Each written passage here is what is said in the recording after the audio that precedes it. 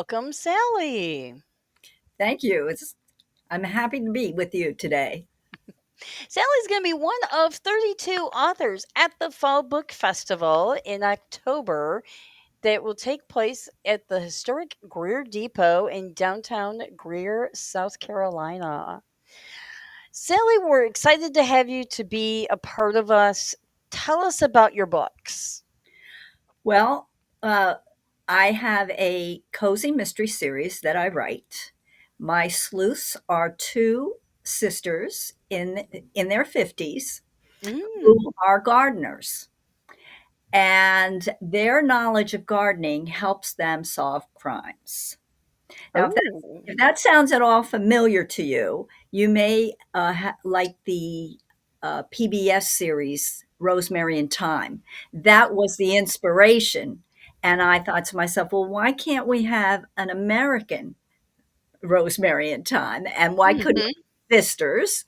And so I have a sister who lives in New Jersey and a sister who lives in South Carolina, and their names are Holly and Ivy Donnelly. Ah, nice.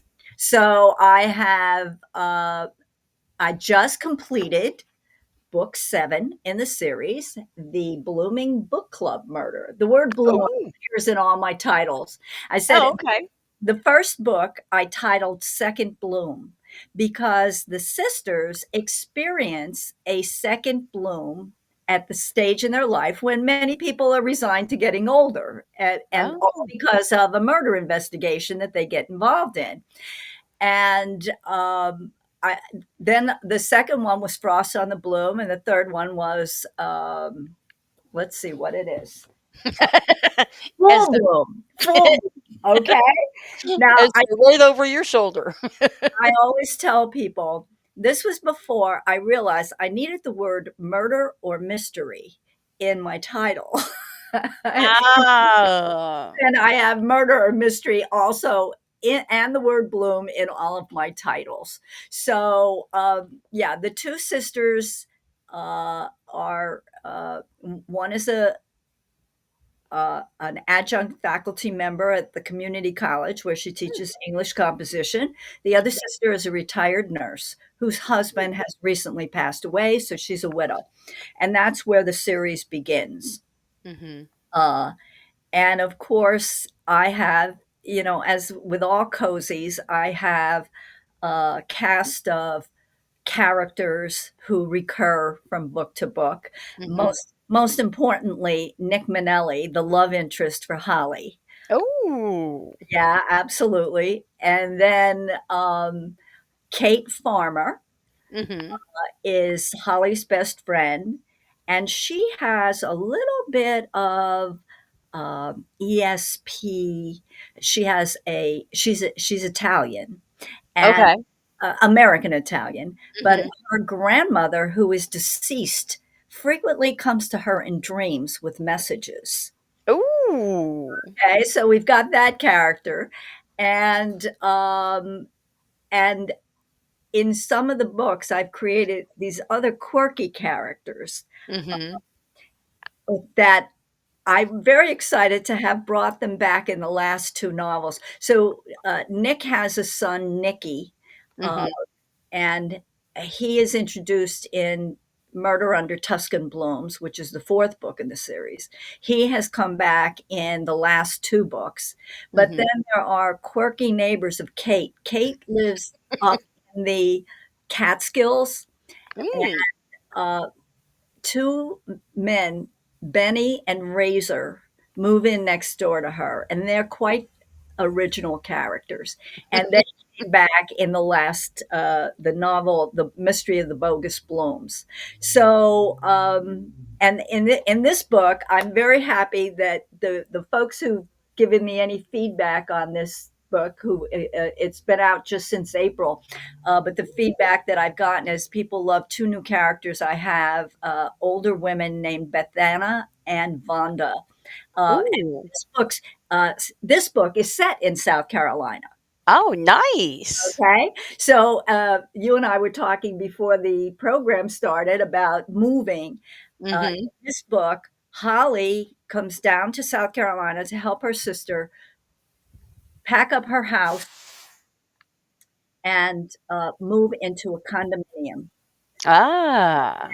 And she is a member of a garden club, the local garden club, and also they take a break from unpacking boxes to go to the blooming book club meeting.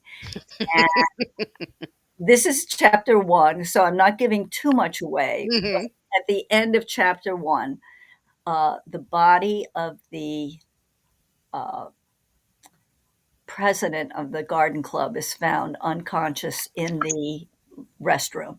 So she's Uh-oh. unconscious. She is dead. And so that is the premise for this book. That's the mystery for this book. Now, I also, like before COVID, Mhm. wrote a standalone suspense novel Mhm. called Stop the Threat. Very different from my cozy. Like people go, Sally, this isn't anything like the other book. No, no, it's not. It's not a cozy mystery for sure. But what I did was create a fictitious town in South Carolina named Degataga, uh, where the teachers are required to carry guns. Now, Interesting. I got this idea when I attended the Malden, South Carolina Citizens Police Academy. Now, I don't Oh, know, have you ever heard of these citizen police academies? no, I Well, haven't. let me tell you, if you ever have one offered in your community, I think anybody who's a actually anybody should attend because Okay. it's a wonderful opportunity to interact with policemen, learn about what they do, and get their perspective on things. Because, we watch TV and we get most of what we know. Most of us really don't interact with the police at all, ever in our lives, if we're That's true. honest. Okay. And so what we get is from movies and television. And that, if you talk to real policemen, they're kind of like disparaging of what goes on, like, and gets solved in 60 minutes. Um, but I attended this, and it was a 10-week class, and each week Mm. was presented by a different department of the police department. Like my Ooh, nice. my favorite was the presentation by the canine unit. Mm. It was amazing what these dogs could do and how Mhm. they are trained. I mean, they stop on a dime when they get a Yeah. signal. So that was kind of interesting. But the final series, the final class, Mhm. was done by the high school resource officer on Oh. active shooter. Okay. Mm. So, you know, whenever that topic comes up, and it came up in our class, somebody goes, well, why don't we just arm the teachers? Now, Mhm. when I got out of college, I was a high school, I taught seventh and eighth grade English in a 7 through 12 Ooh. school district. Yeah, exactly. Exactly. Oof. It was not easy. But I thought I could not imagine what I would do with a gun if I was a teacher. And I thought, this is one of those easy answers that people come up with, but they don't really understand what it's like to be a classroom teacher. And so that's what I set out to do. I am not anti-gun. That Mhm. that was not my purpose whatsoever. Because the Right. fascinating thing in my research for that book, because I went and interviewed the resource officer, and he gave me Mhm. several books to look up. But Oh, good. yeah, and believe it or not, there's a book out called Inside the Mind of a Teenage Killer. That was Oh. that was a little scary to read. I needed, Yeah. I needed to read it because I had a character in my book who was going to be shooting people. Yeah. Um, but um, I realized that the first mass shooting in the United States that I can recall that was in the news was the clock tower shooting in Austin, Texas. Now, that goes back a long time. At the moment, I can't remember the exact date for it, but this was a Marine an ex-military. I think he was a Marine. He was an ex-military for sure. He was Mhm. a sharpshooter, and he just snapped. He killed his wife, I think, and his mother-in-law, and then went to Ooh, the top of the clock tower in Austin, Texas, and he started shooting people down in the plaza at wow. the university. Now, you got to understand, this was before cell phones and mass Mhm. communication. So he was just picking people off, and people were coming out of their buildings not Mhm. aware that this was happening until somebody either got shot in front of them or they themselves got shot. Oof. But the interesting thing was, it wasn't until folks, when they realized what was happening, went and got their guns. This was Texas in the 60s. Mhm. I think it was 1965, as a matter of fact. Okay. People had guns. They carried guns. Their guns were in Mhm. their trucks. They went and they started returning fire.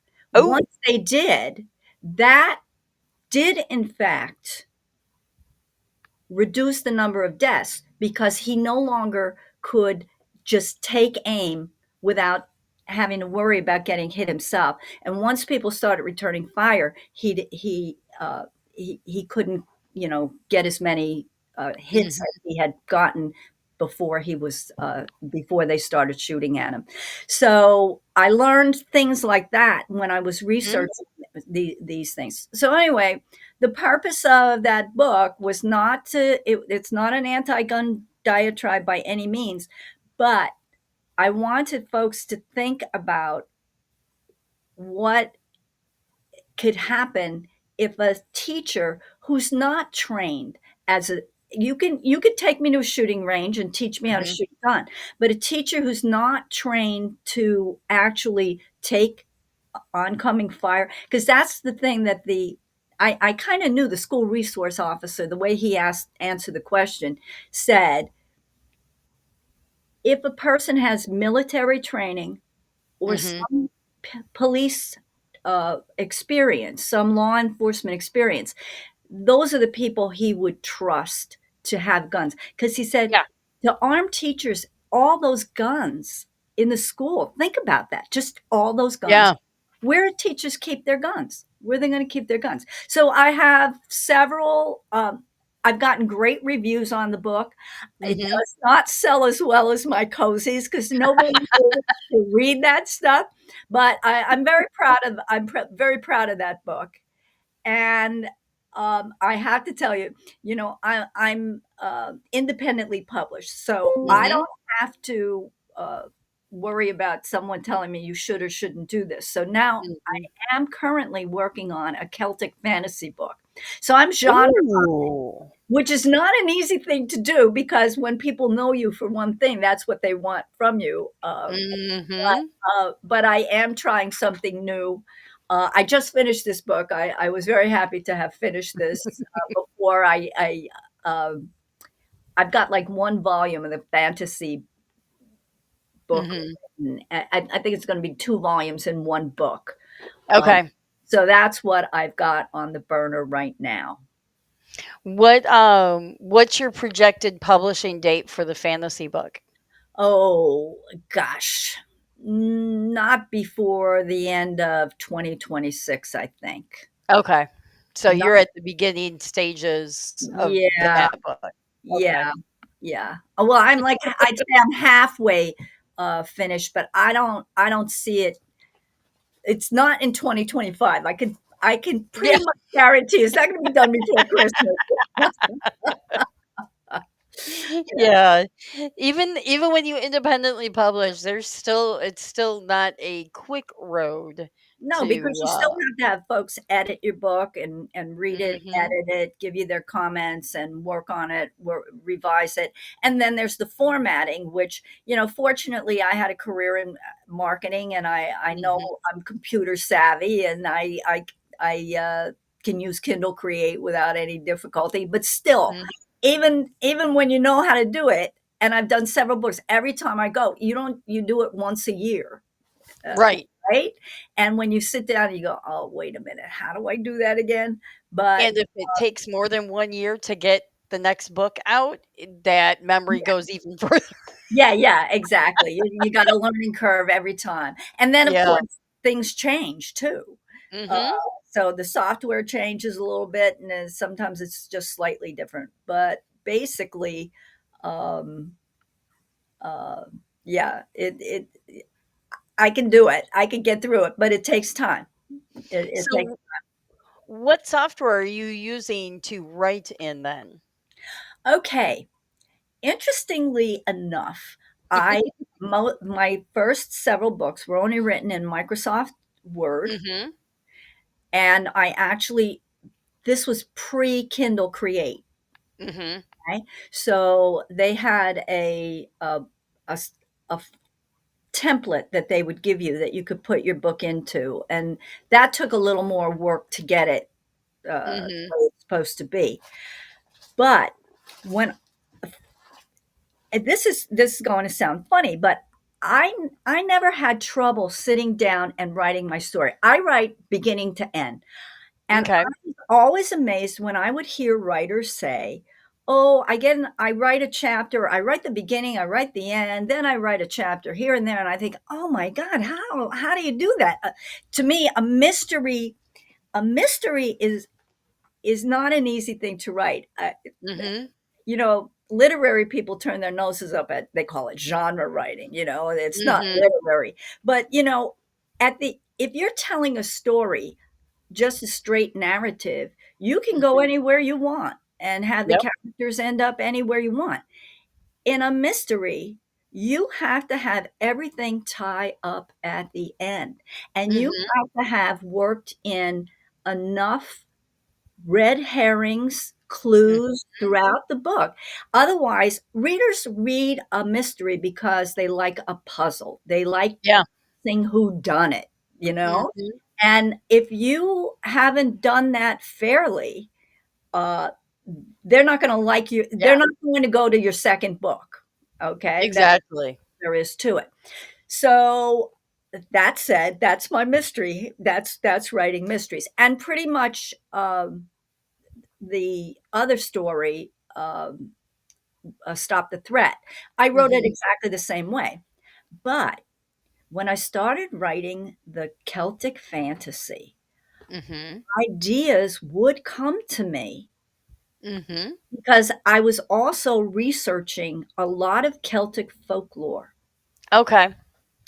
And I would think, oh, this monster, this witch, this leprechaun, Mhm. this character, I could use that in some way. And I thought, Mhm. wait a minute, I can't keep track of this on paper. I have to do something else. Now, I had purchased Scrivener Mhm. a long time ago, and I always found, based on the way that I write, that it was Mhm. more work for me to put it in Scrivener and then take it out, and so I wasn't really using it. Mhm. Then, as I was going through this process with the folklore, collecting these bits Mhm. and pieces of folklore, I thought I attended a class held by Sisters in Crime, and I think Mhm. they called it something like polka dot uh, organization or polka. Yes. Okay, Yes. and Yep. as I watched this class, I thought, "Oh my lord, that's how I can use Scrivener. I Mhm. get it now. I get it, I need it." And it was just amazing to me. I always feel, you know, th that you get messages from, like, public service announcements from the universe, Mhm. and that when you need something, it comes to you. That's when you know you're doing the right thing. Mhm. And this polka dot organization process, Mhm. it just sounded like it was something I needed, and then all of a sudden, I thought, "I don't need to do it the way they do it, I can do it in Scrivener." So that is Mhm. what I'm using. I'm still typing everything up in Word as I write when I write a chapter, but I'm Mhm. keeping track of the folklore, and Okay.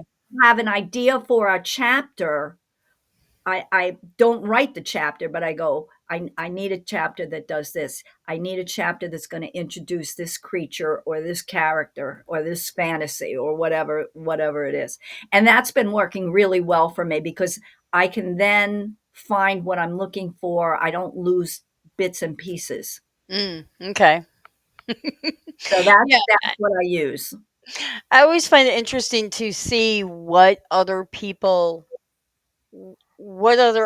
authors are using as far as to write Hmm. and what their process is. So, are you doing an outline or are you just writing? No, I just write. Okay. I I just write, and I here's especially with the mysteries. At any point where I might feel like I'm not sure where to go, Mhm. that's when I take my cup of coffee, a legal pad, and a Mhm. pen, and I sit down on my couch. I step away from my work unit. I go over and I sit down. And that's when I start doing, well, if I do this, then Mhm. what can happen? And if I do that, what has to happen? If I do that, do I have to go back and change something previously because Mm. yeah, so I just play with ideas and I allow myself not to think about how much work any one of those ideas entails. That's the key. That is the exact key, and then that's when you come up Yep. with the right solution. So, I can usually plot ahead a couple of chapters, like, I know where I'm going, Mhm. but I know people think it's like, I've heard people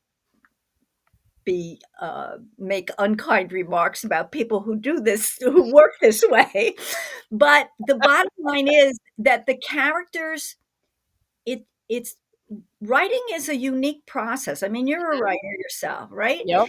It's you write when you start to write and you have a character say something. Mhm. I can't think that far ahead that like this is how that character would have reacted. But in the moment that I'm writing, I think, oh, for sure, I know how what the character would say, and then it takes me where it goes. Mhm. And that is kind of how I write a story. It's like I can't I just can't plot it out all the way into the future, but scene by scene, I Yeah. and a couple of scenes ahead before I've written everything out. But Mhm. and then sometimes, you'll plot it out, but then as you start to write, is That's not how it goes. the character will take you in another direction or give you another idea. Yeah. So, yeah, I'm not and this is really interesting because I was in business, for 35 years. I was a business writer, a marketer, so I wrote all sorts of things, proposals and all. And even when I was in college, and I think of writing back then, I was Mhm. an outliner to the nth degree. I mean, that's nonfiction writing. Fiction writing, it actually I still, even after like 8 books, I Mhm. still kind of struggle with the descriptive aspects of Mhm. writing because I business writing kind of sucks all the creativity out of your writing, right? Like you have to be succinct, Yep. you have to be to the point. There's no meandering. And I still remember my boss saying to me one day when I wrote a press release, he said, describing a building project that we had done, Mhm. and he said, you can never be the person saying, look at how exciting or innovative or how great this building is. You have to describe the building in such a way that the reader goes, wow. And that's a whole Mm. different thing. You don't use adjectives, Yeah. you don't use a lot of adjectives, but Yeah. you're trying to elicit the wow by describing the building or the structure, the technology, whatever was used there to make that building what it was. So I never forgot that because it really made it really opened my eyes after Mhm. like an English teacher for a couple of years. It really opened my eyes as to what I needed to do in marketing writing. But I admittedly, I'm much better at dialogue. I maybe Mhm. it's because I talk so much. I talk a lot. I have no trouble talking. So I That's why I do so well at dialogue. Now I know why. yes, exactly. I can envision a conversation and I Mhm. can work that out in my head very easily.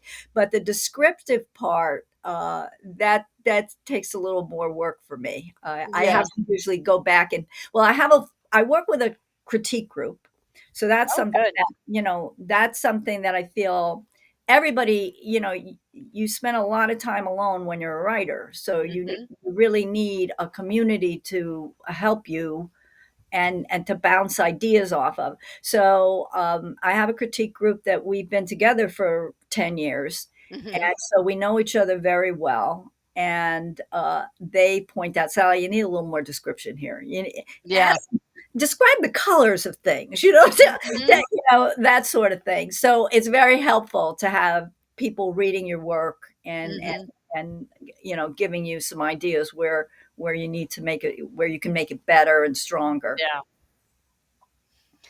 Awesome. Well, this has been so much fun. I really enjoy getting to know you, getting to know your books and your whole writing process and all of that. This has been wonderful. I can't wait to meet you in person.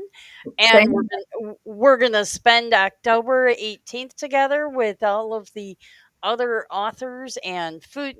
We'll have a couple of food trucks and can't wait to see how many readers come out to Well, I will do my best to make sure that everybody I know knows right? that we are going to be there in October. Awesome. Well, thank you for taking time out of your day to do this interview, and I will see you in October. Okay. My pleasure. Thank you.